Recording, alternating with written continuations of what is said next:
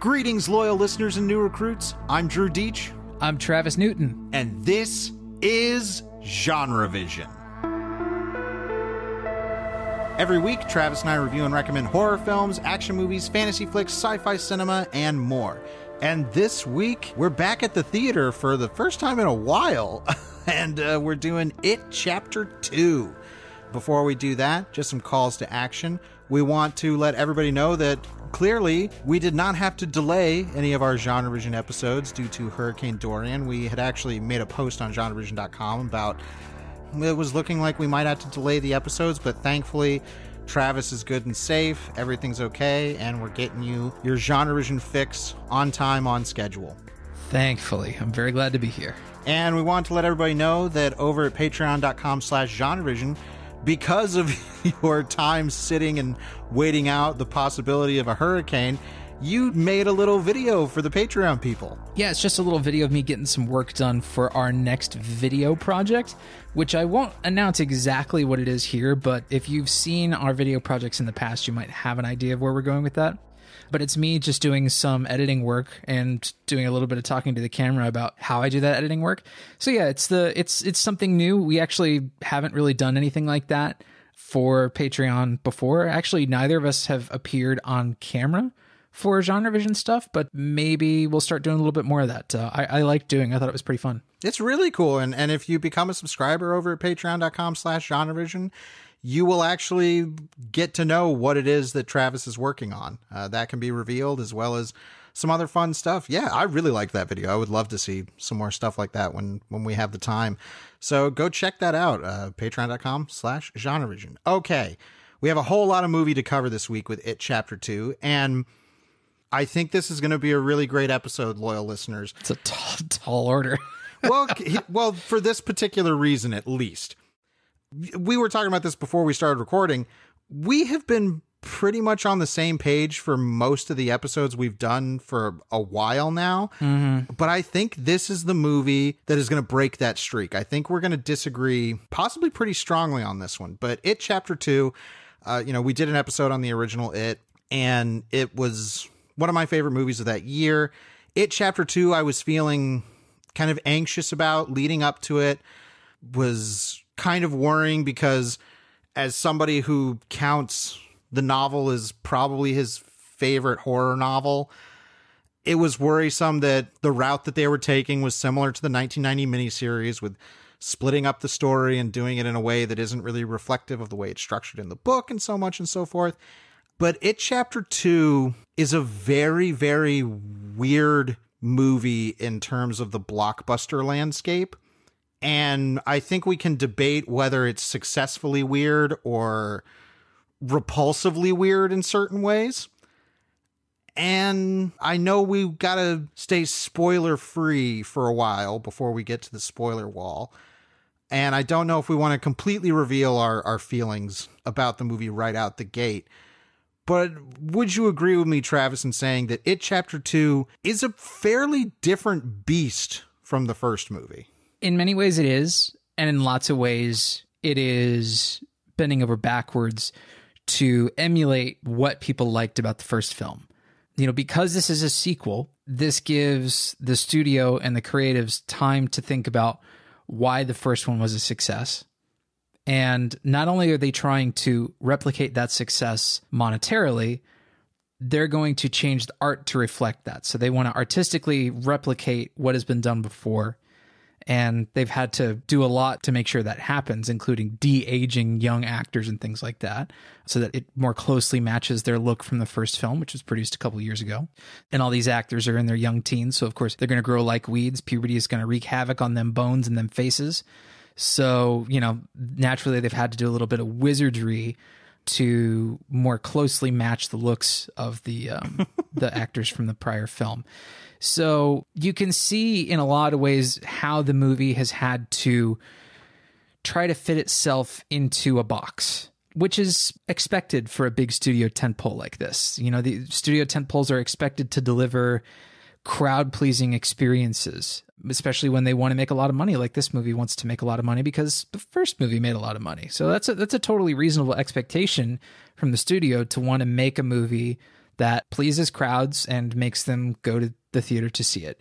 It is different in that the first film was more of a straight horror film. We felt the kids were in peril. Even when they had jokes or anything like that, we still felt that the kids were in mortal peril of being eaten and dismembered by a horrible clown monster. This movie has a different approach to all of that. Number one, it's difficult to make adults feel in danger or in peril on screen like kids. You know, when a kid is in peril in a movie, the stakes are higher. And the MPAA knows this. They feel this in their bones. Like, this is one of the reasons that the movie Don't Be Afraid of the Dark kept getting an R rating, is that it was constantly menacing a child. If that character had been a teenager or an adult, you know, and when we say teenager, we mean somebody old enough to look like an adult in a movie. This is why, right, you know, high school kids are often played by people in their mid-20s in movies. Look at the Friday the 13th movies or the Nightmare on Elm Street movies. You know, that's all these Scream. These very old-looking teens. These teens are looking a little long in the tooth. That's not the case with It. You know, the first It from Andy Muschietti really managed to find a young cast that felt appropriately young for the material and really put them in a rather toothsome horror movie. It wasn't afraid to make them feel like they were quite endangered. And it did evoke nostalgia of like kids on bikes movies, but it wasn't too drenched in that. And the second one rides that same line where, it is employing some of that, you know, Stranger Things, kids on bikes in the suburbs imagery, but it's not so in love with that stuff that it's going to jam it down your throat.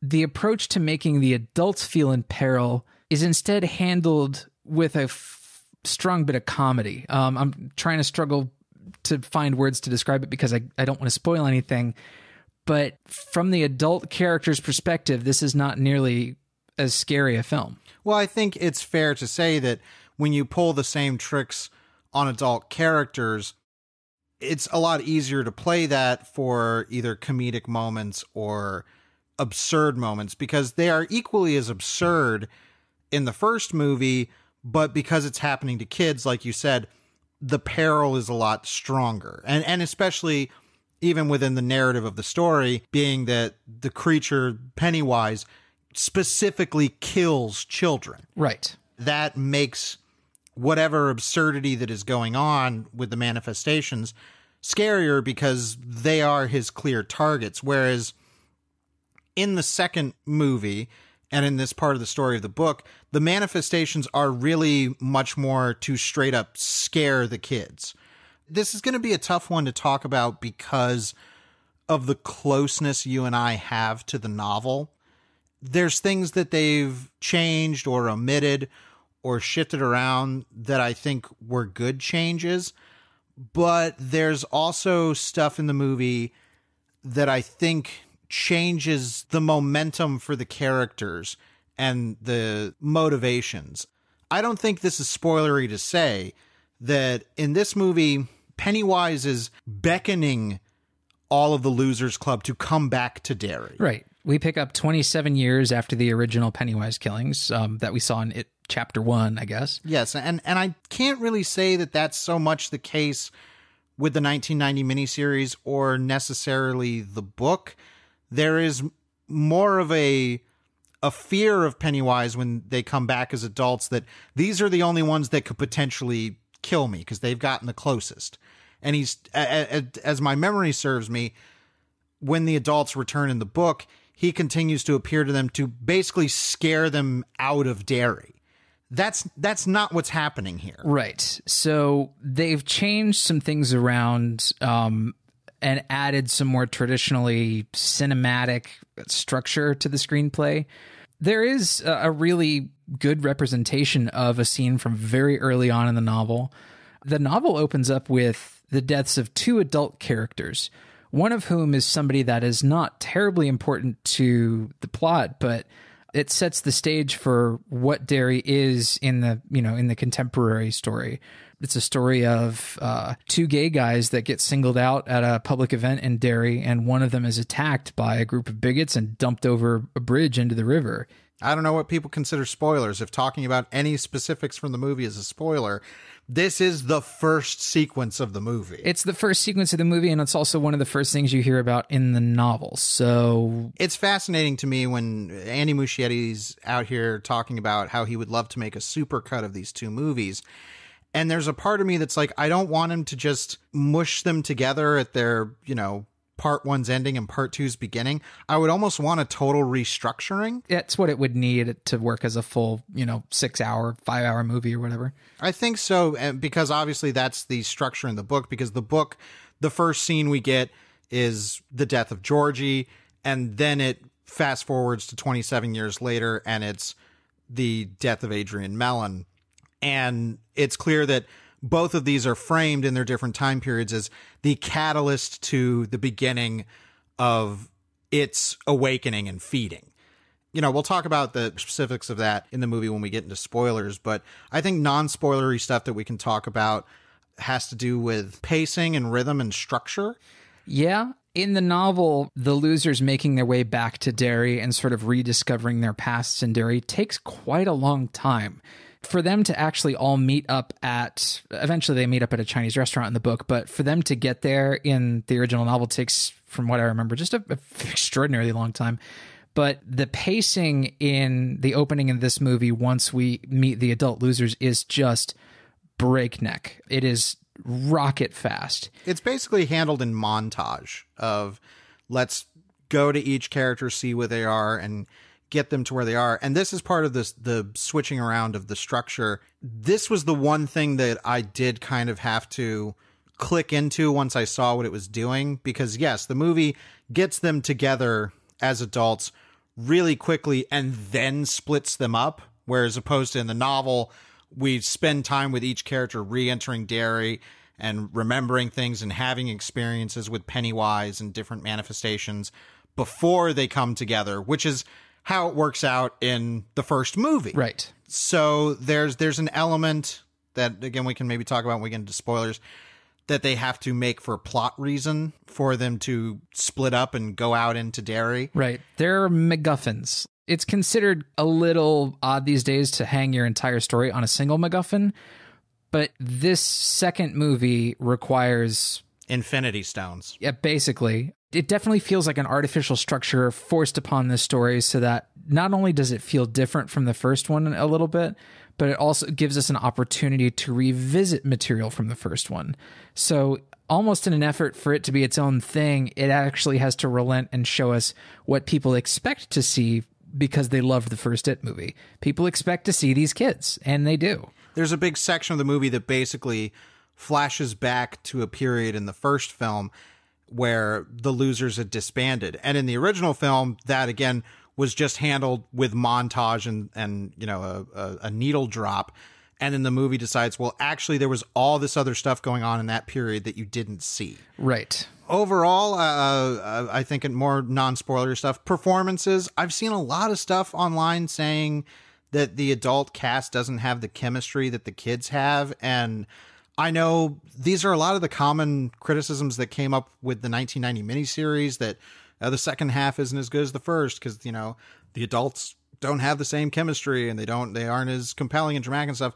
I didn't really have that problem with the adults in this. It's not like I thought they had bad chemistry or anything like that, but I do think that this is not a movie really written to allow for standout performances. It's not a drama. I didn't find that any one performance or any two performances were really impressive. I don't know. Bill Skarsgård is making the same kinds of choices in this movie that he made in the first movie, which is to say that it's, it feels like the same character. It's, really not much has changed in the whole Pennywise department. Well, that particular character, I don't think that's expecting too much, because Pennywise is not, he's a very singularly focused kind of monster. Yeah, he's a little one note, but that's kind of to be expected. But also, I think everybody's a little one note. Jessica Chastain is not really given a whole lot of room to give a dramatic performance. Like, part of this is because it's a big ensemble cast movie, and so it has to divide its time among all these characters. I do think Jessica Chastain is actually the weakest part of the cast, and I don't think that's necessarily her fault. No, I don't think it's a bad performance. I just don't think it was a role written to really support her as a performer or play to her strengths. I think she's actually kind of miscast. I would agree. Jessica Chastain is obviously an incredible performer, but I think just because of her past association with Andy Muschietti and because she has red hair, like everybody kind of dream casted that immediately. Right. She is red hair pretty lady right now. Right. And out of all of the adult losers, she's the only one that I don't believe like grew out of that child version of herself. As far as like looks casting wise, I think they do a good job in that department, but I'm going to debate you on standout performance. I know everybody's been loving Bill Hader because he's Bill Hader and he is great and he gets to be funny and diffuse situations with comedy, but I think James Ransone as Eddie kind of stole the movie for me. You've been carrying a torch for that guy for friggin' months. You've been saying, oh, I can't wait to see James Ransone's performance. I can't, James Ransone this, James Ransone that. So it's pretty clear you were primed to want to like this guy's performance. But I'm also going to say, because when you say everybody's one note, there's a moment that really, it's small, but it really hit me that I think is it's doing a disservice to say that. But anywho, Hal, have we done enough general stuff? Can we really start talking about this stuff now? I mean, you called the movie weird, and I think that's a really, really broad way to describe the movie. It's certainly more surreal than the first film, but it never strays too far from what it thinks crowds are going to like. This got a B+ cinema score, which for a 3-hour killer clown movie that eventually turns into not a killer clown movie I think is pretty respectable. It's very good for the horror genre, but I mean, this is a horror movie, but by the end of the movie and throughout most of it, I don't think it's operating on, I think that's why a lot of people are disliking it, is because it's not operating on that same expected horror wavelength that the first one was. No, it's got a different feel to it, and it's got a slightly different look to it. You had mentioned that one of the issues you took with it is the look. There's a new DP on this movie. Yeah. The first movie was shot by Chung Hoon Chung, who's the Korean DP who's worked on a lot of Park Chan-wook movies. And it's not that the movie looks bad. No, not at all. I think it looks pretty good. I just didn't feel it looked as rich as the first movie. It's not quite as deep in terms of the saturation. There's kind of, it's again, not that it looks bad. There's times when it's like, oh yeah, those blacks look nice and dark. And well, that was a pretty colorful movie. I kind of disagree that it was desaturated. There's some really strong, colorful lighting choices in this. And, there's even a few different looks. Like there's stuff, there's scenes and sequences that take place at a contemporary county fair, with all its sort of black light, neon light colors. That's very different from what the first movie offered. Well, I think that's what I should say. It's different. Yeah. It looks different. And that's why I think might create some kind of dissonance with the first film. Is that especially when in this movie they flash back and they're trying to make it look a little bit more like the first film cinematographically. Sure. One thing that I'll sort of get into that is the crux of my argument about why I really didn't have all that much fun watching this movie is that the movie is fairly successful at keeping people entertained for a lengthy running time. And we know from popular cinema that if the audience is laughing, then they're entertained. And the movie's pretty funny. Like my audience was having, a really good time laughing at the beats that were intended to be funny in this movie. But it wasn't like the tension was diffused with comedy or anything like that. It's really not a movie that's all that interested in tension or dread in any sort of serious way. It's not as interested in horror in the same ways that Chapter 1 was. It's more interested in being enjoyable, and it's doing so by keeping people laughing almost constantly through the movie. I mean, it is, to me, that like the quips per minute was just sort of through the roof. Yeah, you said that to me, and I didn't think it was as egregious as you painted it. It's about as egregious as the first one was to me. It got to the point where I think people were so ready to laugh at this movie that it actually undercut some of the good work going into the horror of the film. Maybe that, because I didn't have that experience with my audience. Like my audience laughed at certain obvious pop moments for comedy, but it wasn't, there were moments that I was laughing at that nobody else was kind of laughing at. And I think we can talk about that more in spoilers, but I was going in like, oh no, it's going to be a Marvel quip fest. And it wasn't nearly that bad. No, but people were even laughing at the horror scenes that weren't maybe not necessarily intended to be all that funny. There's a scene with Beverly focusing on her sort of solo stuff in Derry that we've seen in the trailers that came off as like way creepier in the trailer, but in the context of the entire film, people were like dying laughing at it. It wasn't like that. I know what you're talking about, the trailer, but every time I saw the trailer, those moments were also comical to me. And where it went in that particular scene with its manifestation, it made me think of the Henrietta monster in Evil Dead 2. Sure, yeah. The movie deals in a lot more outright absurdity to the point that it almost feels screwball. The sequence where we're introducing the adult losers, and particularly the introductions for Bill and Eddie and Richie and Ben, their intros are like screwball comedy. It is bizarre. The tone and the rhythm of the movie at that point started to point towards a direction that I felt was off the rails. Once everybody gets to Derry, there is a scene that takes place where Mike Hanlon is living, and he's having a conversation with Bill Denbrough, and they're talking about, some Derry history and things like that. And I just thought, what the fuck is going on? And it was that point the film, I felt lost. And I didn't completely fall off the, minecart track at that point. But the overall impression that I get of this movie, without spoiling anything further, is that this is a patchwork movie of scenes and sequences and tones and ideas that work in isolation, but for me as a whole, create an extraordinarily messy film. I'm not going to be able to make my disagreement points with you without us getting into spoilers, so... It's time. So I didn't have that problem at all. I thought that the movie had a very deliberate flow to it.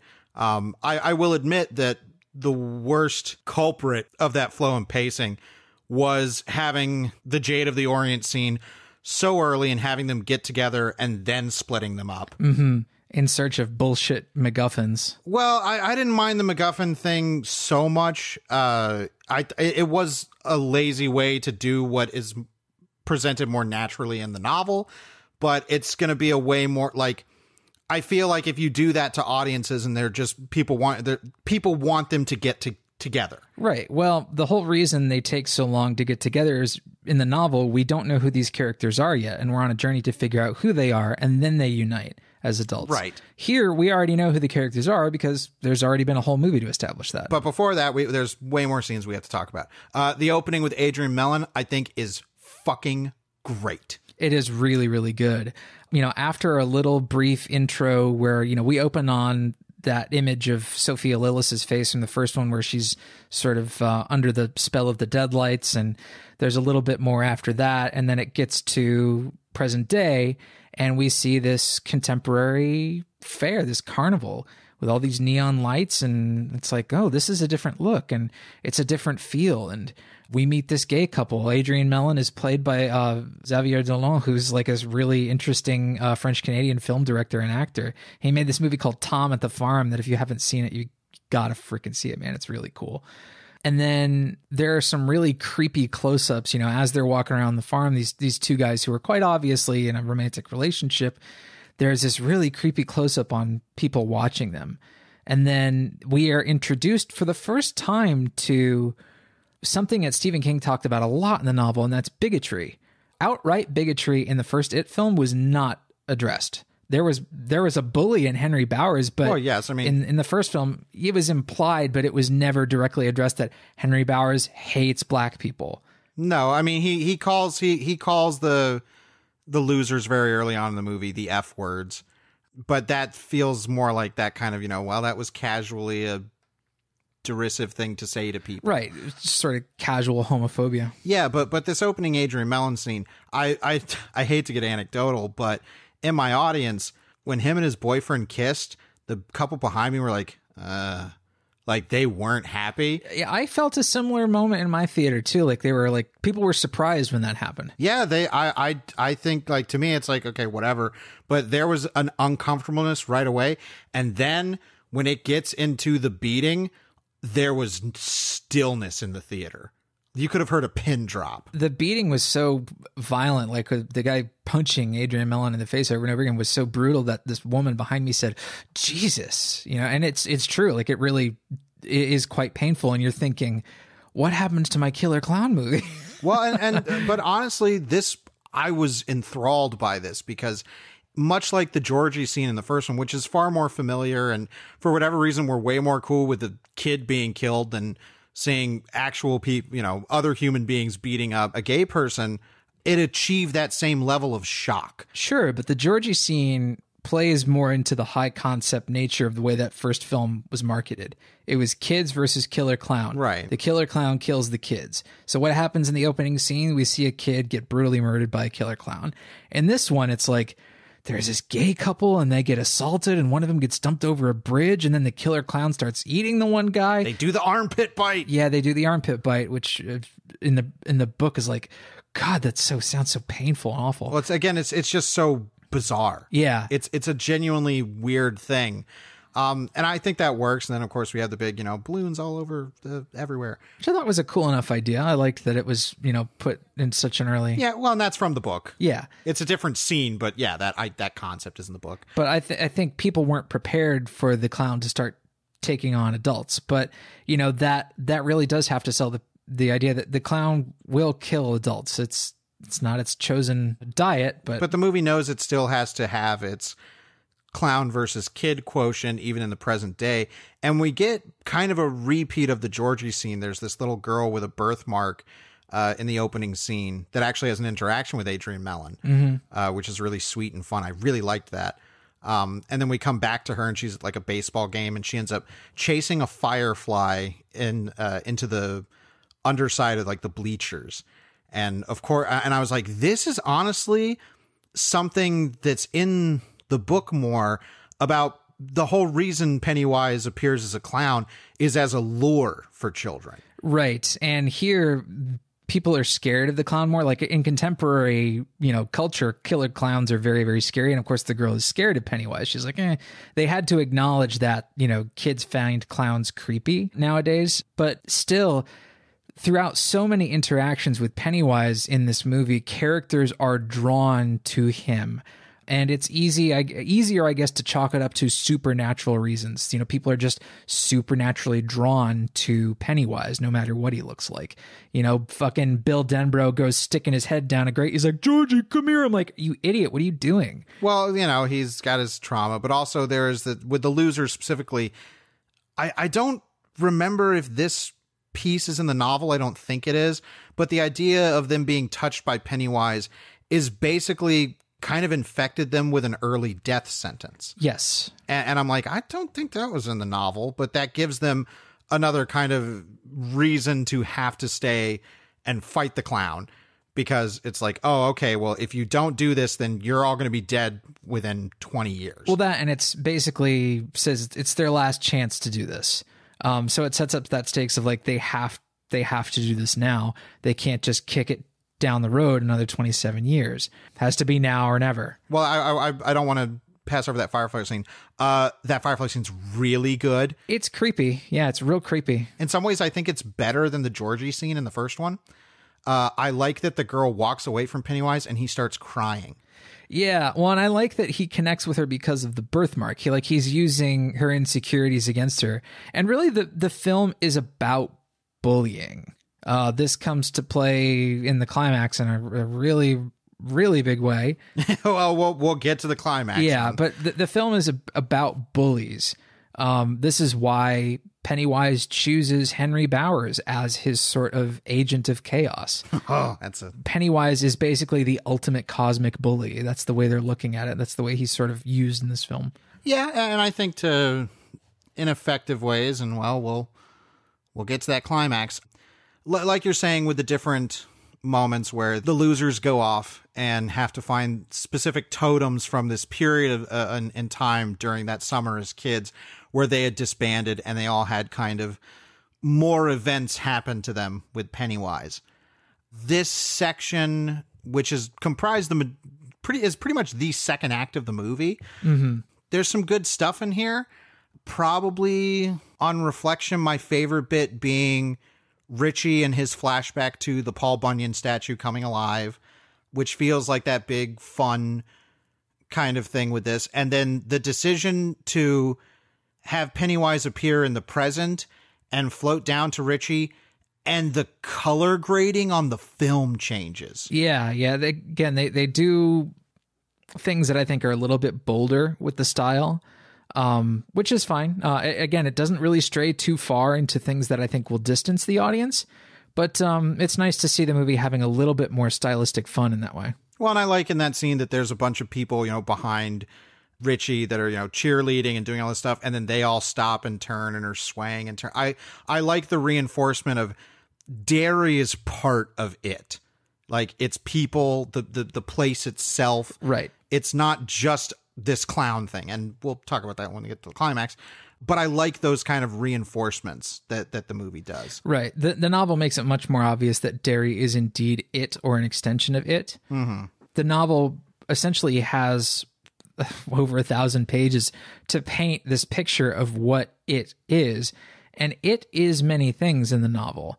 It is way too many things to condense into one 2-hour and 50-minute movie. Well, which is why they have to keep relying on the clown image. Right. Because it's a thing people know. It's the recognizable idea behind it. And I don't think that was the worst direction. The problem is, like, in the novel, it'll say, the mummy attacked him, but he had orange pom-poms on his chest. Right. Or something like that. There's elements of the clown in every manifestation.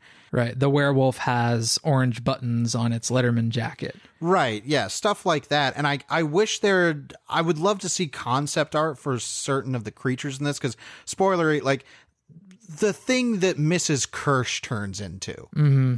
which is just, there's no way I think that sequence is trying to go for scares. It is outright a ridiculous Evil Dead 2 monster. It's a big, silly mama looking thing. I mean, that's being mean to mama. This thing has got super googly eyes, and like, it looks like a shrunken head made into a giant head, right, with big flappy titties, big old teefies, and it has 3 mouths. It has 2 extra mouths on its neck and shit. Yeah, I wish instead of going that route, it had just, that again, there was more incorporation of the clown imagery into the monster. So yeah, they do all these separate things, like Bill Denbrough thinks he sees Georgie in the drain again. I like all the multiple arm things that reminded me of Doctor Strange. Yeah, it was a little bit of like fractal type imagery, and yeah, now that you mention it, it does have that Doctor Strange, first meeting with the Sorcerer Supreme. Yeah. Yeah. So let's see. We have the stuff with young Ben Hanscom, who has the worst of the CGI, unfortunately. Oh yes. They have had to digitally chub out that young actor's face. I believe his name is Jeremy Ray Taylor. They have had to widen his face with CGI. It is at times hideous to look at. See, everybody's been talking about this. It wasn't that distracting to me. Well, they don't show it for very long. Like, they don't like to linger too long on close-ups of the digitally distorted kids, because they look like Snapchat filters. It's fucking weird. Well, the other thing is, a lot of those scenes take place in the clubhouse that gets retconned into existence. Yes. And they put like digital Vaseline over the lens. Yeah. And they don't linger on close-ups for very long. Again, the average shot length for those close-ups is real short. Yeah, it's not as bad as I feel a lot of people have been making it out to, but it is there. And yeah, well, it's clear that some of the actors required a bit more touching up than others.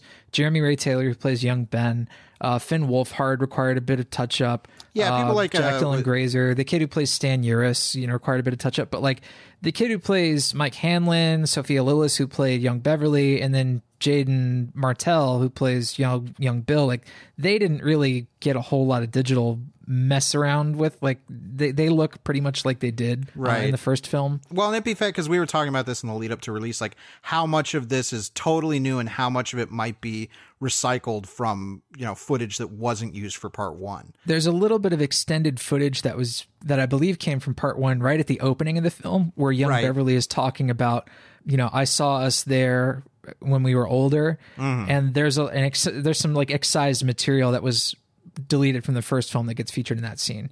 Yeah, I'll be interested once that's all said and done where everything places. But you were talking about comedy and talking about Eddie when he goes off on his own, and he goes back to the pharmacy, and there's old Mr. Keene, and he goes down to the basement and stuff.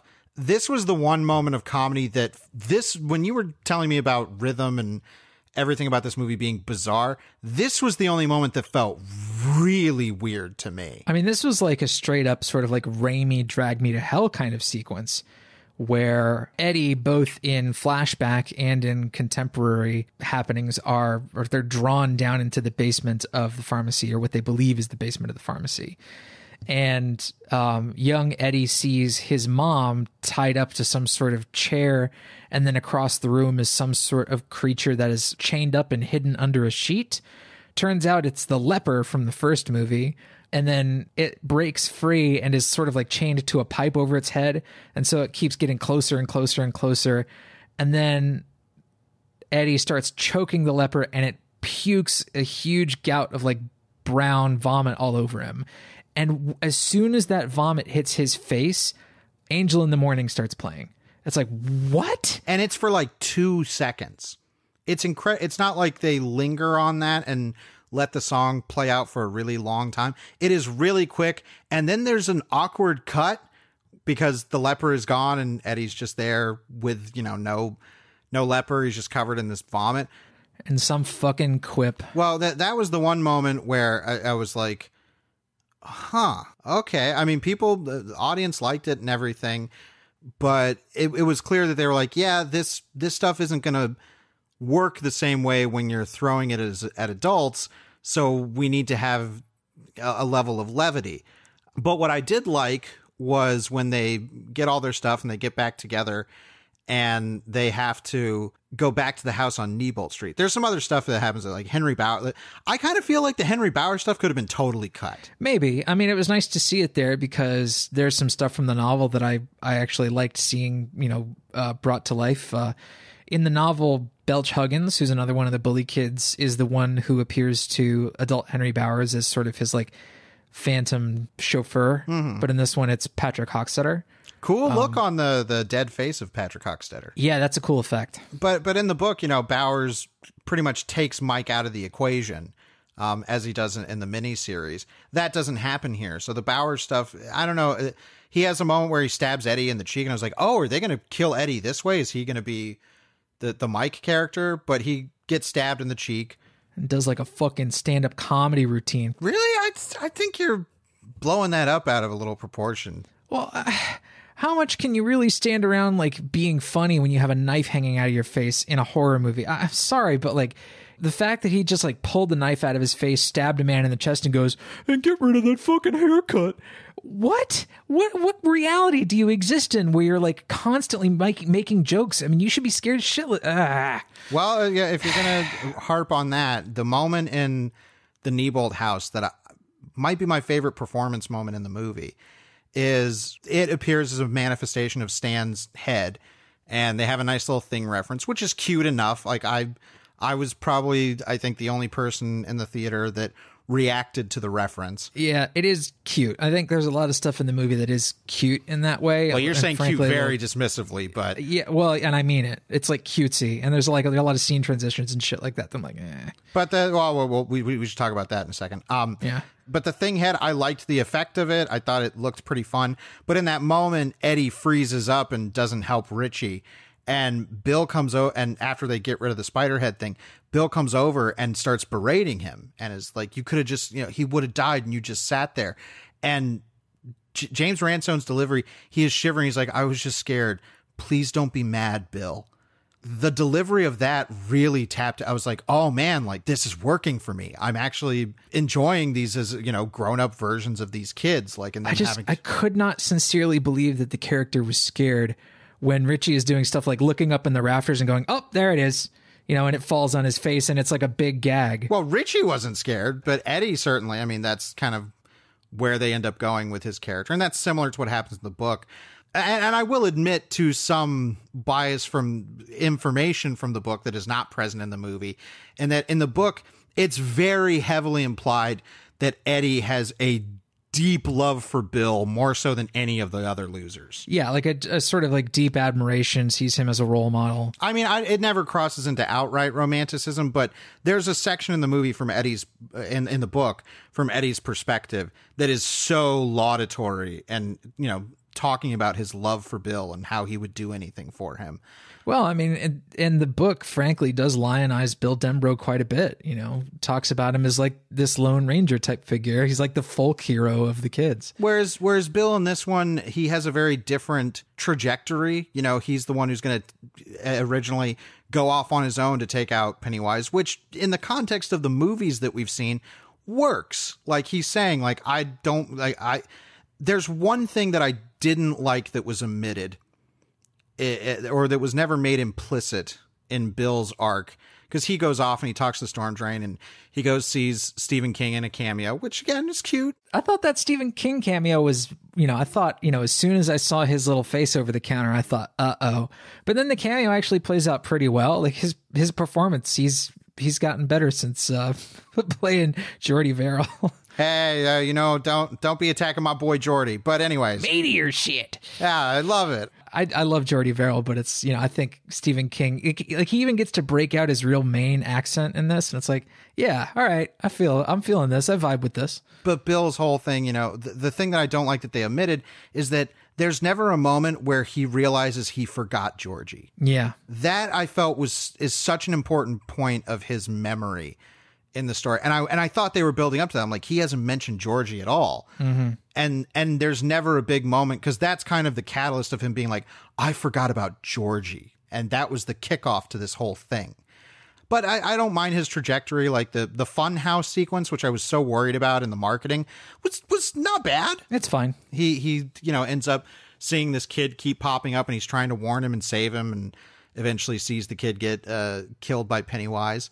Another really good Pennywise child head bite. Yeah, we get two pretty distinct child head bites from Pennywise in this one. It does feel mean, but like I never ever felt like the adult losers were ever in mortal peril. I just never felt it. That's not one of my problems with what we'll get to in the climax.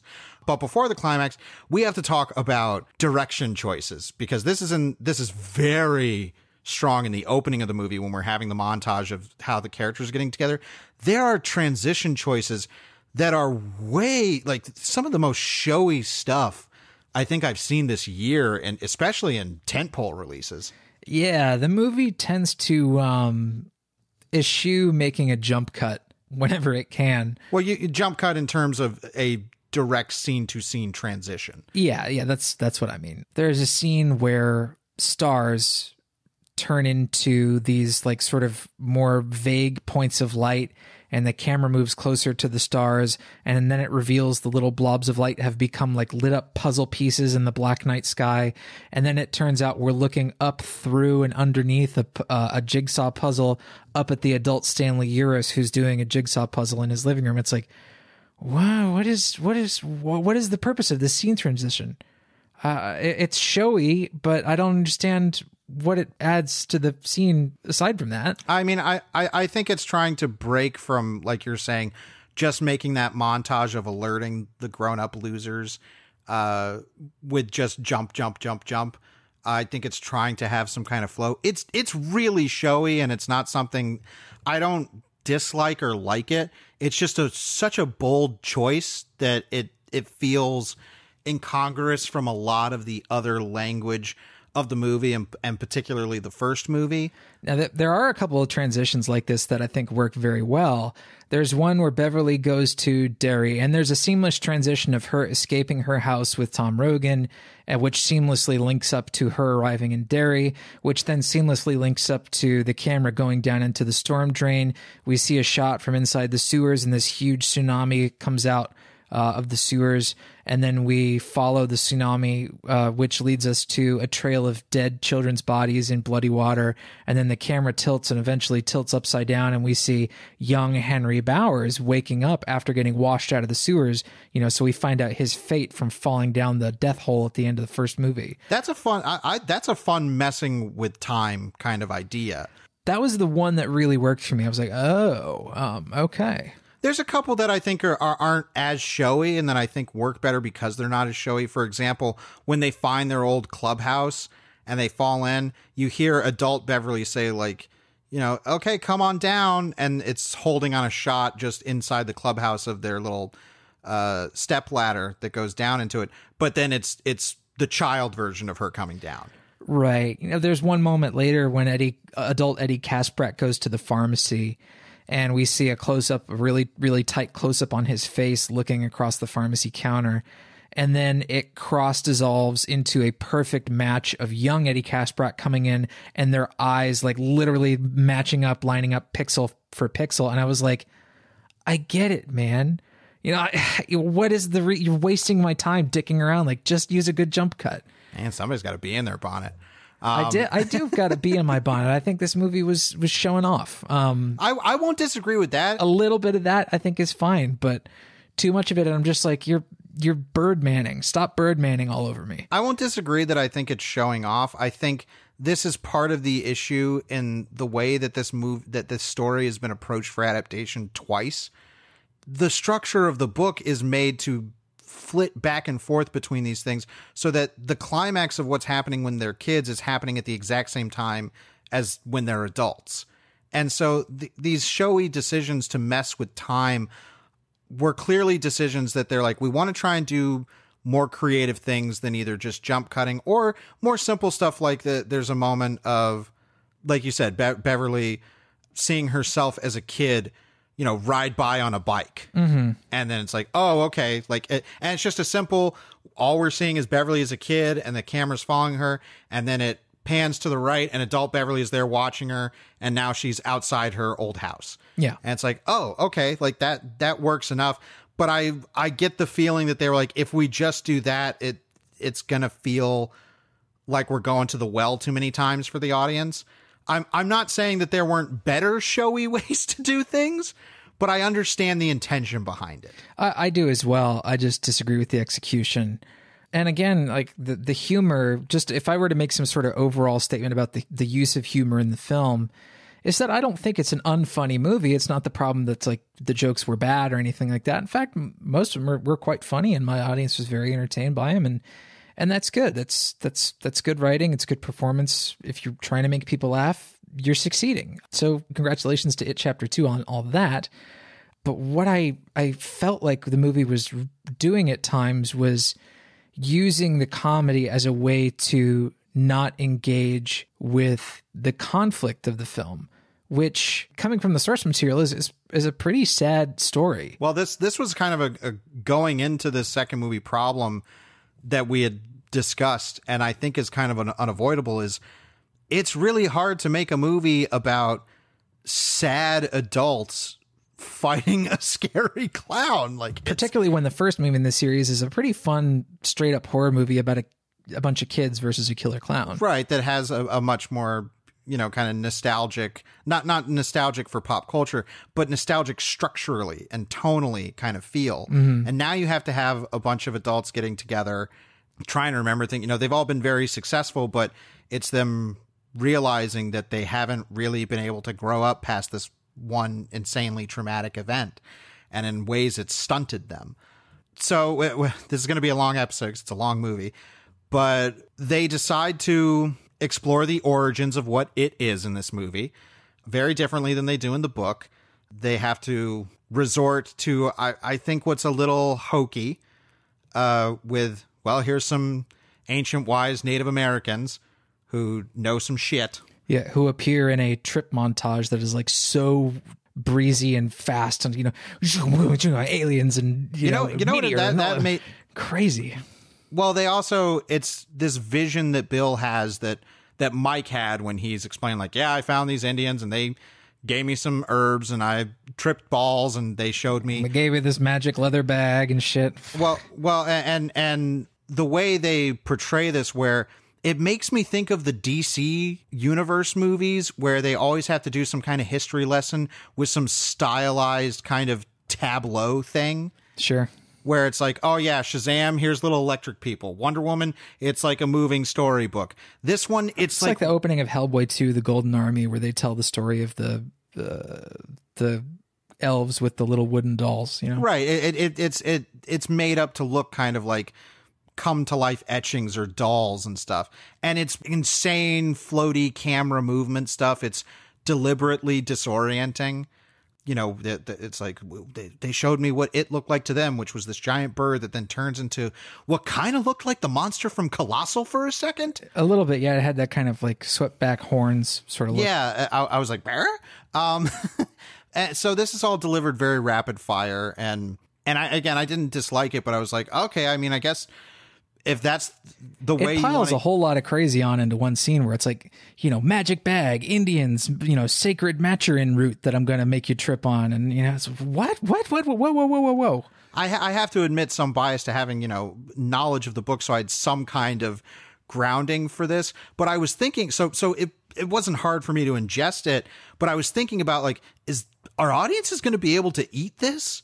Like, because this is like a sudden, I don't know, like a shot of crank for maybe 15 seconds. It's a whole lot of wacky real quick. Yeah. Yeah. But so they have this set up. So now, you know, they know they can go down into its lair and they all put their tokens into the magic bag and they're going to do a chant, and that's going to basically put it into the bag. Oh God, did I cringe so hard? What did they call it?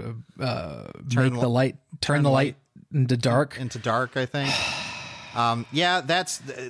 I will say that this was written entirely, you know, or credited entirely to writer Gary Dauberman, who is Warner Brothers' golden boy. If they want to make a horror movie that makes a lot of money, he's their guy to write it.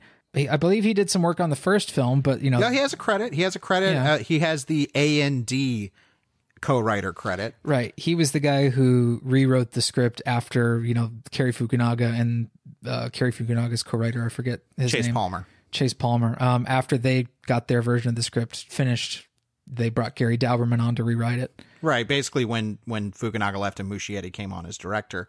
Yeah. And this is solely credited to Dauberman. And I'll say this, to Dauberman's credit, he knows what an audience wants and what will work and what is able to sell to the popcorn eaters. Yeah, and he has a particular way of inventing gags. Like the New Kids on the Block poster gag in this movie was pretty fun. Like, of course, you know, the third time they pan back to that fucking New Kids on the Block poster, it's going to be a monster. Sure. Of course it is. Sure. I mean, if you have watched any of the films that he is, you know, I'm going to bite the bullet and eventually see the third Annabelle movie. Me too. Because there's things that interest me, but you know, that's him writing and directing.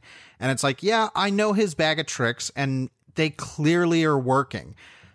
They're not necessarily the choices I would make or what I think are the most interesting things to do with the material, but I can't deny that they work, even if for this particular moment where they have to chant, turn light into dark, this is some sub-groundling material here. Yeah, I was not enthused with it.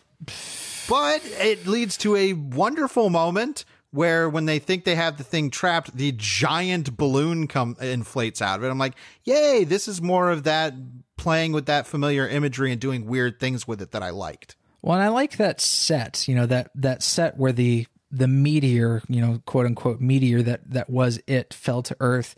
Remember sets? Yeah, right? You know, like actual big sets. Awesome set where, I mean, it is a big room, but there is this structure in the center of the room that has a really unique look to it. Basically, it's like this superheated sand that splashed outward in the meteor hit and then sort of instantly turned into obsidian. It's like an alien landscape. It almost looks like the surface of LV-426. Yes, that's the exact thing I was going to say. It reminded me of those weird jagged landscapes of LV-426 and Aliens. It just looks wrong to our how we know nature is formed. Right. It looks like an alien structure because Pennywise is in this movie, for all intents and purposes, some sort of alien being. You know, the book is a little bit more nebulous with what Pennywise is. He's the book, god. I mean, he's an alien. He's an extra-dimensional being. Yeah, I mean, if you want to get really into the whole, you know, Stephen King mythology of stuff, it's like, yeah, it's from some other realm, dimension, right. The Todash darkness, to get Dark Tower dorky. But yes, for all intents and purposes, it is some kind of interstellar being that crashed here. And this ritual that they've made up is not going to be the thing. You know, when I saw on the soundtrack that they had a track called The Ritual of Chewed, I'm like, they're not doing what it is in the book. Like, there's no way an audience will buy into that. It's too weird of an idea. So they had to monkey around with it and make it something that is far more relatable to wide audiences. Let's collect all the MacGuffins in one fucking bag. See, I mean, you're dismissing. That's a little Guardians of the Galaxy Volume 2 voice, but you know, I'm not making fun of the fans this time. This time I'm taking shots at the movie, which I think was not very good. Sure, but I don't think it's great, but I don't think it fails. Like, it works. I wish it was better. Transactionally, it is functional. Is it satisfying? No. Our favorite word, functional. But this is not my issue with the climax. My issue with the climax is the climax of it, I think, has now been proven to be unadaptable. Pretty much. Everybody knows the big thing about the 1990 miniseries was they just made its true form. It's a giant crab spider. And everybody hated that. And it's laughed upon, you know, pretty much by everybody. This version was like, well, we can't do the crab spider. But the version of the book is this weird kind of, well, this is the closest approximation to what a human mind could perceive my true form to be. And it's this, you know, jet black spider, you know, in the book. In this one, they're like, no. People know the clown. Let's take the top half of the clown and plop him on top of a spider crab body. This looks dumb. It is dumb. And the whole sequence, as a result, plays like a video game boss. I mean, they're having to like dodge attacks and things like that. It's like, this is... I don't like it. No, this is not good. And like, it doesn't suffer from the problem that a lot of like CGI monsters and climaxes do. Like, there's this problem I call the Lamagra... What did I call it? The Lamagra dilemma or the Lamagra's lament or something like that. I think it was just the Lamagra problem. So in the original climax of the movie Blade, Stephen Dorff turns into Lamagra, the blood god. And in the now deleted climax of that movie, basically Stephen Dorff turns into a giant whirling tornado of blood. A horrible CG blood tornado. Right. It looks like shit. And the effects that you'll see on the DVD for that scene are not complete. But you can tell, like, based on the effects available to that film at the time, it would not have looked very good. No. They solved this issue by just having Stephen Dorff play Stephen Dorff as Lamagra. His eyes turn red. At one point, he gets cut in half and comes back together. And you believe it that he is a god at that point. But you don't lose the performance that made the character cool. And so in this, it's a giant Bill Skarsgård on a spider body. And it still feels like him. It's a performance. It's performing. I don't care if it's fully CG. I don't care if it's 95% CG. It still feels like him. He's got crab legs, but you don't lose Skarsgård and you don't lose the performance just because it's on a giant crab. It's still not good. I agree. I think the effect is pulled off. I think just the concept is bad. I wish that, again, there had been more of an integration between whatever form they wanted to do with Pennywise, you know, final manifestation, and the clown as a character. I think the simple idea of just cutting them in half and sticking them together seems like the laziest thing. And it's a bummer because there were hints of something stranger when they first start doing their turn light into dark chant. And we look up and the three swirling deadlights are coming down. We look up and basically the cavern that has formed from the meteor impact millions of years ago looks like it is it. The walls, when we look up, are fleshy and lined with what look like teeth. It looks like the Sarlacc pit. Yeah. And I was like, this is cool. I like the idea, again, without stating it outright, that it is the place of Derry. I like that it does that sort of stuff without having to directly tell you, like, it is Derry. You know, it doesn't have to do that kind of like direct exposition of that kind of stuff. The movie is pretty direct and everything else. Like, it's an extraordinarily unsubtle movie. I feel bad for, we haven't mentioned much, but I feel bad for Isaiah Mustafa. He does get saddled with so much exposition. I think his performance is actually pretty good. I'd agree for the most part, yeah.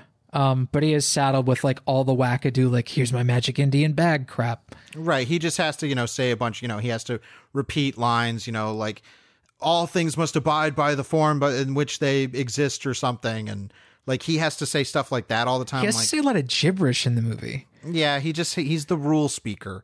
So this final climax, again, like you're saying, I don't think the action's handled very well. It has that kind of floaty video gaminess to it. It's not that it's incomprehensible. It's not too chaotic. Like, I understood what was going on at all times, but it felt like a video game. That's fine. But there's more interesting things that happen when the losers again get split up and Pennywise kind of vacuum sucks them into their memories. Yeah. This is almost a little bit Interstellar. Sure. I see what you're saying. You know, where Matthew McConaughey floats into the extra dimensional space, and it turns out like he's able to sort of go back in time. And I was also reminded of Interstellar because in Interstellar, they keep saying that fucking poem. And in chapter 2, what do they keep doing? They keep saying the fucking poem over and over again. Yeah. I mean, I would have to go back and see what its appearance rate in the novel is. I mean, this is the problem again. I think there's just such a fundamental problem with splitting up the story in this way because revelations that happen, like the first movie ends with Bev realizing that Ben is the one who wrote the poem and that they have this thing and everything. And then she kisses Bill. But now that you structure the movies like this, it's an entire movie of these people having to remember what we as the audience already know. There is that. And then there's some really odd retroactive continuity introduced that this climax hinges upon. Number one, Bill Denbrough, it is revealed that Bill Denbrough wasn't really sick in the opening of the original movie. He just didn't want to go play with his brother in the rain. The movie pulls that out of its ass. I can't totally disagree, but having just rewatched the first part, it is there. It's not it's there if you want to see it. Like, it's just vague enough to say, like, in retroactively, oh, like, yeah, that's the way it really was. Well, the retcon is more that has been the key piece of guilt for him. Like, that's because it's there. There's a moment where he's like, can't you tell I'm sick? And it's very clear that he's faking it. But like, didn't they say earlier that like vomit was coming out his nose and stuff like that? And in the novel, he's really sick. Like, yes, I just assumed that he was sick. So that's being somebody who read the book. That's just what I assumed. Like, that's our book bias, like filtering its way in positive and negative ways. Oh, yeah. Again, after just rewatching it and not knowing that was a plot point in the second one when I went in, I was like, oh yeah, I guess they're deciding to pick up on that element. But there's other retcon stuff too, which does not get revealed till quite near the end, in that Richie turns out to be gay. Maybe. It is very, very, very heavily implied that he has long been harboring a romantic love for Eddie Kaspbrak since his childhood. This is not at all in the subtext of the original film. I just watched it the other day, and I did not ever get the impression that the film was trying to make any hints at that at all. I'll agree with that. It's not in the original film. I mean, when you look at it, it's like, okay, yes, they have this very, more than anybody else, Richie teases him. They tease each other. More than anything else in the movie, this is the one arc where I'm like, there has to be something cut that we're not seeing. Yeah, well, they mention a couple things, particularly Pennywise taunts adult Richie and says, we can play truth or dare. And you start to think, oh man, we're going to see something that backs that up. And it never really happens. I feel like the movie was kind of avoiding that issue. Like, they never have Richie come out and outright say, I loved him or something like that. Like they never go that direct where he actually confesses his love for Eddie. The movie acknowledges it pretty directly in the resolution of things. Just through imagery and through a little bit of voiceover. I think saving it to that far in the ending is the problem. I think the execution is actually pretty good, but it's way too late in the game. And not having it just feels like, I think there's an implication that Eddie and Richie played Truth or Dare and something happened between them. Right. Like, that was what it was. And even Richie later during the climax, like, yells at the client. He's like, you want to play Truth or Dare? Again, I'm like, okay, they've come back to this. This must be something. I pray that we eventually have a version of the movie and that this thing exists, because it is the one glaring thing where I'm like, this feels like something that is deliberately missing. Yeah, well, there's a rule of threes thing, and it's like, well, it's brought up twice. Where's the third time? But the final reveal, because earlier on in the movie, we see him as a kid carving into the kissing bridge, R plus. And then in his flashback, there's an implication that he has an affection for this kid that he's playing Street Fighter with. Turns out to be Henry Bowers' cousin of all people. Sure. So the seed is there. I'm like, okay, this is where they're going with it. And of course they show him carving that R and we don't see who the other person is. And there was a part of me like, it's Stan or Eddie. Like, cause I thought it was going to be Stan because they showed the scene that was cut from the first one where Richie is the only person that goes to Stan's bar mitzvah. Mm-hmm. And there's moments in this one where, like, again, that pan out of changing time. And he says, thanks for showing up, Stan. And then when they go to their clubhouse, Richie's the one who says, Stan, was always who he was, the best. Now, there's a bar mitzvah scene that was shot for the first film that had a full speech and everything like that. That was only shown with no dialogue in a short montage at the low point at the end of the second act in that prior film. Yeah, and you can see some remnants of it in one of the early trailers. Yes, and I do believe they went back for Chapter 2 and shot a different bar mitzvah scene with a new speech that involves Stanley Uris going, "I'm a loser and I always fucking will be," at the end of his bar mitzvah speech and storming out, and it's like, where is this coming from? Again, more stuff that just felt baffling. We can go on and on about this movie. There's lots of movie to go on and on about. I'm still reeling from my dislike of it. There's, again, I think plenty of things in isolation that work really, really well. But as an entire film, no, this did not work for me. By the end of the movie, I was tearing up. I teared up when, the losers go back to the swimming hole and Richie's crying. Like, the fact that they all got together and had that moment, I was like, yes, this is what worked about the first film. We're seeing it again here, and it's matured in the right way. That got me. And it was really the only moment that the sentimentality of the movie that it sort of carried with it the whole time ever worked for me. And there were multiple moments. I mean, even ones that I don't think were intended to be as sentimental as they ended up hitting me. When Bill is going into the Neibold house by himself and they all show up and he's like, no, I'm not going to ask you to do that. And Beverly's being like, well, we're not asking you. And Mike says something. It's like, we weren't alone before. We won't be alone this time. And then it has a nice hero shot of everyone there in the yard. I was like, oh, fuck yeah. Like, I buy these people as friends. So many moments during the end, like the reveal of Bill writing his novel, and he's, again, a weird transition thing where it pans up to the sky of Derry and we see the words in the sky, which I think are directly from the book. I believe they are, yes. Yeah, about, maybe you don't have good friends or bad friends. You just have people who build their homes in your heart. Like, seeing that as like, I was like, fuck, oh, yeah. And I did like Bill and Mike Hanlon saying, like, even though this beat might be a little bit unearned, them telling each other, I love you is good. That got me. It really did.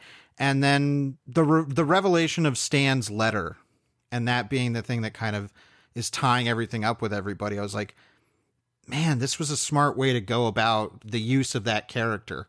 Yeah, well, I'm glad they didn't just sort of discard him early on. Which definitely happens in the 1990 miniseries.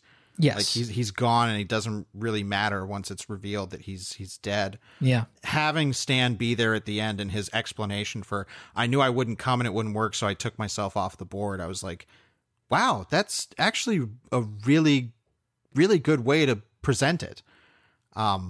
Sure, but I don't understand still, going back and look at that first movie, it's like, why was he the weak one? Because he had the flute lady clamp down on his face? Well, they talk about in the miniseries and in the book that it's like, Stan got the closest to it. He was, the one that, I think in the book, he's the one that actually gets hit with the deadlights. Yeah, that would make more sense. But no, I mean, yeah, we went long with this one, but like you said, it's a lot of movie, but I liked it. I'm eager to see it again because I will admit, now that I know what it is, I'm more prepared. Because it was a little reeling to be like, okay, this is not going to be the same beast as the first one. And I didn't want it to be. I wanted it to be different. I think more of it works than doesn't, but the stuff that doesn't work is very, very noticeable. I will agree that the stuff that doesn't work is very, very noticeable. I just think that most of it does not work for me. Again, there's plenty of things that work in isolation, like Richie Tozier, like Bill Hader as Richie Tozier. Like, 95% of the ththings that come out of that guy's mouth, real funny. Sometimes I wish the movie would stop quipping and actually engage fully with its conflict.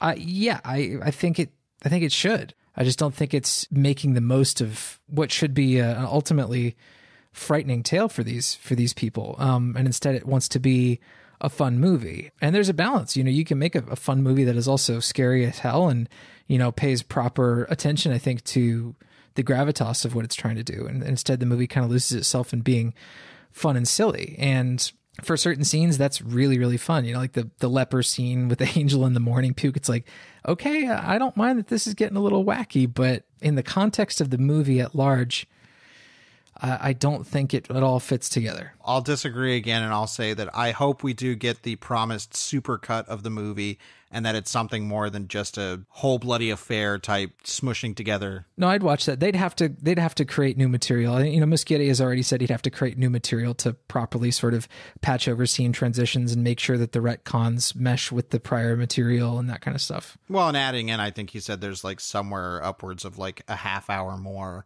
of unused footage that would get cut back in. Yeah, I think that would be an interesting experiment. I'd watch it. I would love to see that. I think it could potentially make this. I think it could be my favorite version of the finished movie. It has that potential because I think it's all there. I think it's there, but we'll see. But let's go to the shelf where we choose a movie to act as a good pairing or substitute for our topic of the week. And as always, we want to encourage you, loyal listeners, to go to genrevision.com and comment on the post for this episode with your own shelf picks. Travis, what are you pulling off the shelf? I'm not pulling off a movie. This time I'm pulling off a very short season of television, and it is the very first season of a show called Channel Zero. This season of television is called Candle Cove, and it has sort of a similar structure to it in that it combines flashback with a contemporary storyline. It is about I believe the character is an author, goes back to his hometown to investigate some supernatural goings on. There's this sort of memories that he is slowly recovering of watching a creepy television show from his youth. This is all based on a popular creepypasta story, but the show actually, can't really adapt that text verbatim because the text of the creepypasta is formatted as if it were a whole bunch of people in a forum having a conversation. That's not a television show, but this makes it into a fairly solid, if a little bit forgettable season of television. The subsequent seasons of Channel Zero are better, but I think Candle Cove is a riff on stories like it that manages to imbue it with an art house sensibility and uses its horror in different ways. I'd recommend people watch it. I obviously think those subsequent seasons of Channel Zero are far superior, but Candle Cove's not a bad way to spend 6 hours. No, I think it's a good primer for what you'll be in store for. It is also my least favorite season of the show, but it's so directly inspired by it to the point where it's pretty blatant. Sure. But it's also a fairly different experience from watching It Chapter 2, which I think is good, good contrast. Anyway, what are you pulling off the shelf? Well, if you want a horror sequel that kind of leans far more into the comedy than its predecessor did, I would say you should see Evil Dead 2. Now, I'm going to put something out there. Evil Dead 2 is by far the most loved of that entire franchise. It's a very good film. I've always liked the first Evil Dead more. Me too, actually. The first Evil Dead is far more, I think, the intriguing execution of that premise. It's also more deliberately scary.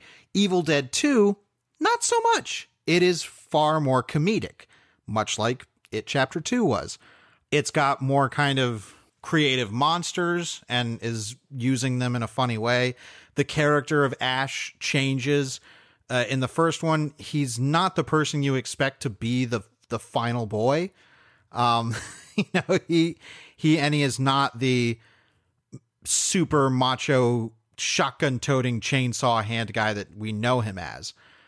He is more Stoogian in his experience in the first one, but by 2, he becomes the Ash we all know and love. Evil Dead 2 is very good. It has obviously a lot more tricks up its sleeve thanks to a better budget. And if you have not seen Evil Dead 2, you absolutely should see all the Evil Dead movies, including the remake. But yeah, Evil Dead 2 kind of, I think, feels, to my estimation, the way you've kind of felt about it Chapter 2, in that it's like, yeah, I don't know. I never have a desire to watch Evil Dead 2. If I'm going to watch Evil Dead. I like Evil Dead 2 quite a lot. I think it's a lot of fun to watch, but it's dealing with its conflict in a way where it's not really trying to engage with the fright. It's not really trying to convey that sense of fright to the audience in a direct way. It wants the audience to engage with the concept of horror differently, and that it more outright wants to gross you out, make you laugh, shock you. This is the style of filmmaking that Sam Raimi calls spookablast, which I think is far more present in it Chapter 2 than it's there in 1, but in 1 it is very deliberately going for straight up terror in its scares. In it Chapter 2, like you're saying, it's more the fun of being scared. Right. So yeah, Evil Dead 2. Let's do some currently consuming. Nom, nom, nom, nom, nom. And I'm actually going to go first because I have 2 films to get through really quickly that are kind of on brand for the It Chapter 2 that we did this week. The first one is Itsy Bitsy. This is a tiny little horror film. An itsy bitsy horror film, would you say? Itsy Bits, yeah. This is about, I want to say 90% practical effects with a giant nasty spider. I thought it was going to be kind of like a Joe Dante, 8-Legged Freaks fun spider movie. The spider is actually some kind of ancient being that was worshipped by a tribe that takes the form of a spider. Sounds familiar. And ends up attacking this new family that's mostly the protagonists that we're following are the 2 young kids, a son and a daughter. This movie was way darker thematically and tonally than I had anticipated, and kind of blew me away with how dark it is for a movie about a killer rubber spider. How are the effects? Like, does the movie have... I think the effects do what they need to do. They know how to shoot it in the right light so it never looks too silly. And they have a lot of great close-ups. Like when the spider's laying eggs, it's this wonderfully gross sack of those, like, you know, those like aqua gel ball things. It's fun. I think the effects are good. I just think they clearly wanted to make a movie with the intention of, hey, we're going to do practical effects. Remember those? It shows that it could still be done. And considering the low budget this was done on, I wish more people would throw money at it and actually let it be done in a way that is, got some more juice behind it. But I just think the movie is so dark and it's not a fun movie at all. Yeah, that's the reason that I'm hesitant to watch it, is because it looked fun. But if it's not fun, then I'm not all that interested. Yeah, I think some people might like the darker tone, but I'm like, it's a killer spider movie. I kind of came here to have fun. Lighten up. Yeah. The other one that I'll do really quick, a movie called Gags the Clown. I should say this was distributed by Bloody Disgusting, which I occasionally write a column over there. Gags the Clown is basically taking the idea that viral clown sighting idea and turning it into a story of, there's this one town in Green Bay, actually, where this clown keeps showing up everywhere and people don't know what he is, why he's doing this and stuff. And the easy way to classify this would be found footage, but I think we need a new term, because this isn't so much found footage as I think I dubbed it surveillance horror, or everything is a camera horror. Where, you know, it's like, oh, well, people are always filming on their phones and there's surveillance cameras and cops have body cams. So they use all of that to tell the story. Got it. And I'm like, okay, I'm sure there's other movies I've seen like that I can't think of right now. But I was like, okay, that's a more interesting way to do the whole found footage approach. I think the movie takes what could be a really silly kind of dumb idea, like, hey, those viral clown sightings, what if that was a thing, a real thing? And it creates a pretty interesting unspoken mythology of what this being Gags the Clown is. And the entire idea is that this whole town is being terrorized by him. So we keep going to different groups of people. Like there's a crazy right-wing guy that's going to go out and hunt gags, and he has a podcast. So at one point we're watching his Facebook live stream of his podcast. There's a news reporter that's, you know, on Gags Watch, which she makes fun of as the name that she's been given. And we keep going to these different people and seeing what's going on. It's clever. I can't say it's like a great movie by any means, but for a tiny little thing that grew out of a short idea, I think they did a pretty good job. You know, again, keeping on themes with killer spiders and creepy clowns. Gags the Clown wasn't a bad time. How about you, Travis? What has been on your plate recently? Again, real quick, I watched Godzilla King of the Monsters that hit VOD rental, and boy, I did not jive with this movie whatsoever. You made it through the whole movie? I did. Well, I mean, I paid for it. I'm not going to waste my money, but I wanted to be able to talk about the whole movie, so I watched the whole movie, and I mean, I guess my biggest problem with it is aesthetic. And that I really cannot stand the way that it was shot and the way that the look of the film was achieved. So when I say the look, I mean both the cinematography and how the visual effects were used to create a monster movie. Number one, you know, something that I think is so great about the original Godzilla movies is there is a really distinct sense of space and scale, even though we all know that it's shot on miniature. We all know that it looks the way that it does, and is it a little silly? Yeah, from the right angle, it's very silly. But we know how big Godzilla is in a shot when we see him standing next to a building. The scale of it, you know, makes sense in that shot. In this, it's just characters wandering around inside and outside in impossibly big spaces, in basic just green screen voids with monsters that are so huge they might as well not exist at all. It just does not make any kind of visual spatial sense to me. I might as well be watching nothing. And this is coming from a guy who really likes Pacific Rim. I actually quite like the Gareth Edwards Godzilla, despite its human characters being pretty disappointing. But Gareth Edwards actually understood how to make a Godzilla movie feel realistic, but also engage in, you know, the kind of monster mayhem that fuels these movies. I just understood when I watched those movies a proper sense of scale and what it meant to actually have these human characters occupy the same space as a giant monster. And it derived horror from that. King of the Monsters is not interested in creating anything that resembles horror. Instead, it's this hugely colorful sort of Avengers-like movie that, you know, has monarch characters flying around the world at speeds that might as well be teleporting. At a certain point, it lost all meaning for characters to be anywhere because they could be halfway around the planet. At one point, I thought one character was actually two characters being played as twins, because there is actually a twins thing set up, you know, with the Mothra connection. But I thought, is this actress playing two twins on opposite sides of the world at the same time? I still don't have a direct answer for you on that question. This movie made very little sense to me, and I did not like it.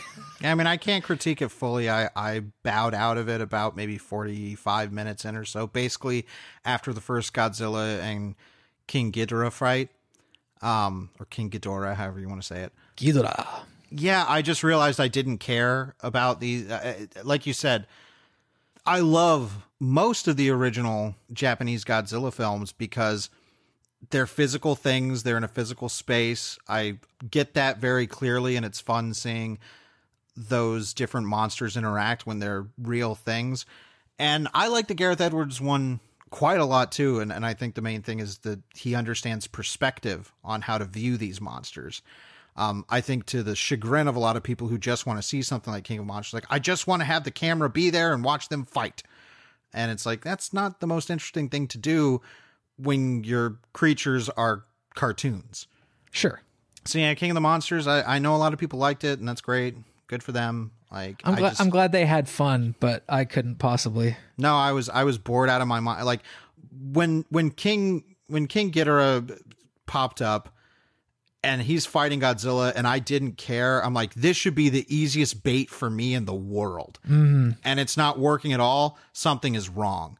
Like, something's really wrong here. And I realized, like, yeah, it's all cartoony. I don't feel the weight of anything. Like you said, the void spaces that they find themselves to fight in, the fact that it's always very dark, you know, lighting choices to hide the seams of the animation. It just never, ever got me invested in the fun of monsters fighting. Like, Ghidorah never looks good. Ever. Yeah, it's a bummer. It's pretty disappointing. Rodan's actually not bad. Rodan ends up being the kind of the best looking monster in the entire thing because his scale kind of actually makes sense. But aside from that, I'm hard avoid. All right. It sounds like I made the right decision. Well, let's finish with our comment of the week. And we got 2 comments on last week's episode on Police Story 3 Super Cop. We got a shelf pick from Neil Tuzad, who said that his shelf pick would be the first Mission Impossible movie. The other 1996 actioner that has an insane climax involving a helicopter tethered to a speeding train and a spectacularly fiery villain death. He is absolutely right. Brian De Palma had to have seen Super Cop, or whoever wrote the script did.